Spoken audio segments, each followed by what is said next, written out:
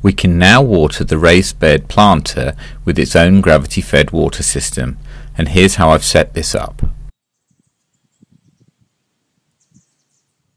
The planter is on a slope. I've identified a place uphill of it where I can catch and store the water. I borrowed a post hole digger and I've identified a piece of ground that doesn't have too many boulders on it. I dig the hole,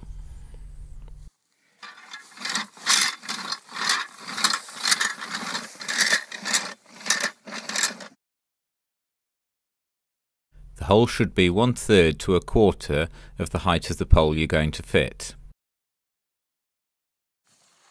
I've used iron bark for the post, and this should last in the ground from 10 to 15 years without any difficulty. I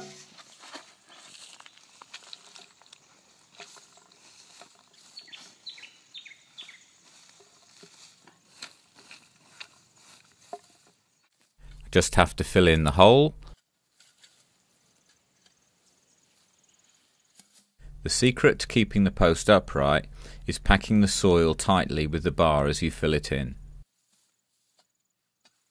Installing fence posts like this is how many Australian farmers enclose wildlife and mark the boundaries. I snipped off the post to the height I wanted.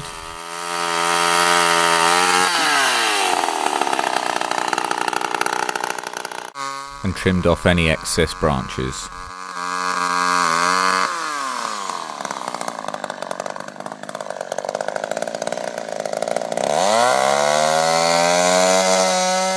I've got some leftover spotted gum from a previous project.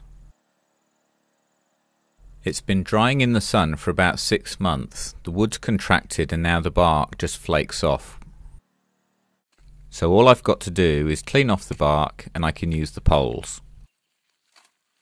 It's highly unsuitable for putting in the ground and it's not particularly structural. However, for what I have in mind, they're going to be perfectly acceptable.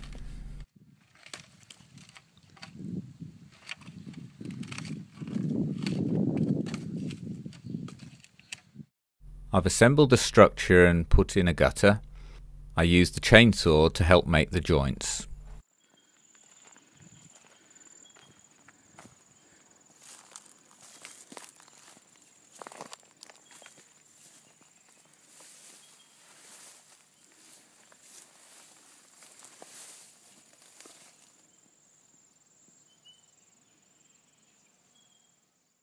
I used my recycled roofing that wasn't long enough to go onto the main container roof.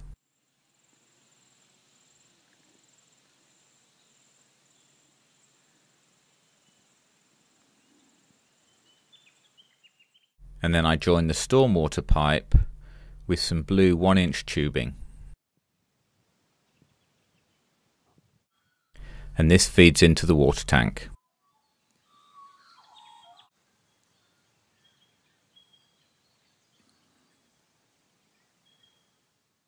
If you're enjoying these videos, you can see the entire project from start to where we are now at www.containerhouse.wordpress.com.